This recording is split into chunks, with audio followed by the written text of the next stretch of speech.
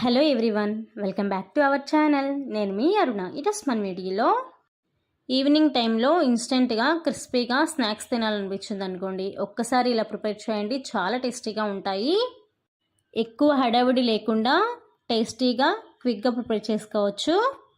ఇంకా మన ఛానల్ని సబ్స్క్రైబ్ చేయకుండా ఎవరైనా చూస్తున్నట్లయితే ప్లీజ్ సబ్స్క్రైబ్ చేయండి. ఈ సింపుల్ స్నాక్స్ని ఎలా ప్రిపేర్ చేయాలో చూసేద్దాము. ముందుగా ఒక మిక్సింగ్ బౌల్ తీసుకొని అందులో ఒక 1.5 కప్ వరకు అటుకుల్ని వేసుకోవాలి. నేనైతే ఉప్మాకి వాడుతారు కదా అటుకుల్ని, ఆ అటుకుల్ని వేసుకుంటున్నాను. అటుకులు మునిగేంత వరకు కూడా వాటర్ని వేసుకొని 1కి 2 సార్లు నీట్గా వాష్ చేసుకోవాలి అటుకుల్ని మరీ రుద్దినట్లుగా కడగకుండా ఇలా పైపైన కడిగి తీసుకోండి. ఇలా నీట్గా కడిగి తీసుకున్న అటుకుల్లోకి ఒక టీ గ్లాస్ వాటర్ని తీసుకొని టీ గ్లాస్ వాటర్ని అటుకుల్లో వేసి ఈవెన్గా స్ప్రెడ్ చేసుకొని ఒక 10 నిమిషాల పాటు అటుకుల్ని నానబెట్టుకోవాలి. నేను 10 నిమిషాల తర్వాత చూపిస్తున్నాను చూడండి. అటుకులు మనకి వాటర్లో చక్కగా నానిపోయాయి. నానిపోయిన అటుకుల్ని ఇలా చేత్తో మెదిపినట్లుగా చేసుకోవాలి. మీరు కావాలంటే మిక్సీ జార్లో ఒక పల్స్ ఇచ్చి కూడా తీసుకోవచ్చు. కానీ చేత్తో మెదిపినట్లుగా చేస్తేనే మనకి ఆయిల్లో ఫ్రై అయిన తర్వాత క్రిస్పీగా టేస్టీగా చాలా బాగా వస్తాయి.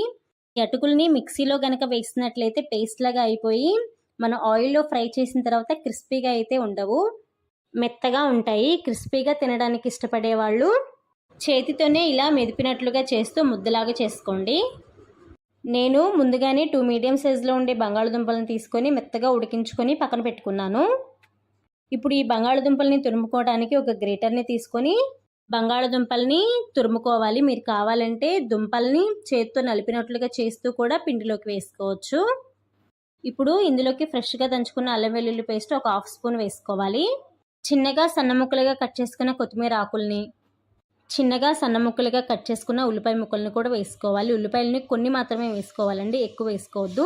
ఈ కొన్ని కూడా చేత్తో నలిపినట్లుగా ఇలా వేసుకోవాలి, ఎందుకంటే మనం కట్లెట్స్ లాగా చేసుకునేటప్పుడు విరిగిపోయినట్లుగా అవుతాయి. ఇందులోనే 1/2 స్పూన్ ధనియాల పొడిని, 1/2 స్పూన్ కారాన్ని, 1/2 స్పూన్ జీలకర్ర పొడిని, మీ టేస్ట్కి తగ్గట్టు సాల్ట్ని అడ్జస్ట్ చేసుకోండి. నేను ఇక్కడ ఒక 1 స్పూన్ వరకు సాల్ట్ని వేసుకుంటున్నాను. ఇందులోనే 1/2 స్పూన్ పసుపును వేసుకోవాలి. పసుపు వేసుకోవడం వల్ల మనం చేసే ఈ కట్లెట్స్ కలర్ఫుల్గా చాలా బాగా వస్తాయి. ఇందులోనే ఒక 1 స్పూన్ వరకు లెమన్ జ్యూస్ని వేసుకోవాలి. ఇందులోనే ఒక 3 స్పూన్ల వరకు కార్న్ఫ్లోర్ని కూడా వేసుకోవాలి. కార్న్ఫ్లోర్ ప్లేస్లో మీకు కావాలంటే మైదా పిండిని కూడా వేసుకోవచ్చు. ఇప్పుడు మనం వేసుకున్న మసాలాలు కార్న్ఫ్లోర్ మొత్తం కూడా పిండికి పట్టేలాగా ఒకసారి బాగా కలుపుకోవాలి. ఇందులో ఎక్స్ట్రా మనం వాటర్ ఏమీ వేయాల్సిన అవసరం లేదండి. అటుకులు నానబెట్టుకోవడానికి మనం ముందుగా ఒక టీ గ్లాస్ వాటర్ని వేసుకున్నాం కదా, అంతేకాకుండా బంగాళదుంపల్లో కూడా వాటర్ కంటెంట్ ఉంటుంది కాబట్టి మనం ఎక్స్ట్రా వాటర్ ఏమీ వేయాల్సిన అవసరం లేకుండానే ఈ పిండిని చక్కగా కలుపుకోవచ్చు.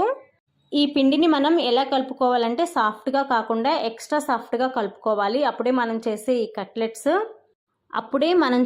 కట్లెట్స్ పర్ఫెక్ట్గా క్రిస్పీగా చాలా బాగా వస్తాయి. వీడియోలో చూపిస్తున్నాను చూడండి. పిండి మనకి ఇలా ఎక్స్ట్రా సాఫ్ట్గా ఉండాలి.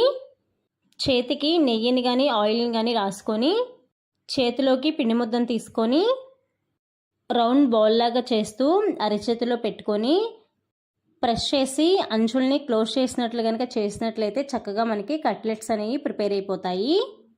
ఈ కట్లెట్స్ని వీడియో క్లిప్పింగ్లో చూపిస్తున్నట్లు కొంచెం మందంగానే ప్రిపేర్ చేసుకోవాలండి. పలుచగా కనుక ప్రిపేర్ చేసుకున్నట్లయితే తొందరగా మాడిపోతాయి. ఇలా కట్లెట్స్ లాగా ప్రిపేర్ చేసుకున్న తర్వాత అన్నిటినీ కూడా ఒక ప్లేట్లో పెట్టుకొని రెడీగా పక్కన ఉంచుకోవాలి. నేను తీసుకున్న 1.5 కప్పు అటుకులకి నాకు 10 కట్లెట్స్ అయితే వచ్చాయండి. ఇప్పుడు స్టవ్ ఆన్ చేసి ప్యాన్ పెట్టుకొని అందులోకి షాలో ఫ్రైకి సరిపడా ఆయిల్ని వేసుకోవాలి. మీకు కావాలంటే డీప్ ఫ్రై అయినా చేసుకోవచ్చండి. ఎలా చేసుకున్నా సరే ఈ కట్లెట్స్ టేస్ట్ అనేది చాలా బాగుంటాయి.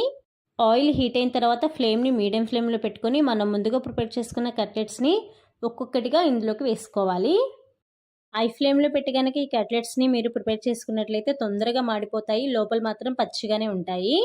లో టు మీడియం ఫ్లేమ్కి అడ్జస్ట్ చేసుకుంటూ ఈ కట్లెట్స్ని 2 వైపులా కూడా క్రిస్పీగా ఫ్రై అయ్యేంత వరకు కూడా ఫ్రై అవ్వనివ్వాలి. ఒకవైపు ఫ్రై అయిన వీటిని సెకండ్ వైపు కూడా టర్న్ చేసుకొని సెకండ్ వైపు కూడా క్రిస్పీగా ఎర్రగా ఫ్రై అయ్యేంత వరకు కూడా ఫ్రై చేసుకోవాలి. చూసారు కదా, చూస్తుంటేనే తినాలి అనిపించే అంత కలర్ఫుల్గా కనబడుతున్నాయి కదా. ఇలా ప్రిపేర్ చేసుకున్న కట్లెట్స్ని టిష్యూ పేపర్ పెట్టుకున్న ప్లేట్లోకి ఒక్కొక్కటిగా తీసుకొని వేసుకోవాలి. వీటిని వేడిగా ఉన్నప్పుడే టమాటా సాస్తో సర్వ్ చేసుకొని తిన్నారంటే పైకి క్రిస్పీగా లోపల సాఫ్ట్గా చాలా అంటే చాలా బాగుంటాయి. సో సేమ్ ప్రాసెస్లో మీరు కూడా ప్రిపేర్ చేసుకొని టేస్ట్ ఎలా ఉంది అని చెప్పేసి నాకు కామెంట్ సెక్షన్లో కామెంట్ చేయడం మాత్రం మర్చిపోవద్దు. ఈ వీడియో కనుక మీకు నచ్చినట్లయితే మీ ఫ్రెండ్స్ అండ్ ఫ్యామిలీ మెంబర్స్కి షేర్ చేయండి. ఇలాంటి simple and tasty yummy recipes కోసం మన ఛానల్ని వెంటనే సబ్స్క్రైబ్ చేయండి. పక్కనే ఉన్న గంట సింబల్ని కనుక యాక్టివేట్ చేసినట్లయితే నేను ఏ వీడియో పోస్ట్ చేసినా సరే వెంటనే మీకు నోటిఫికేషన్ వస్తుంది. So thanks for watching my video. Bye.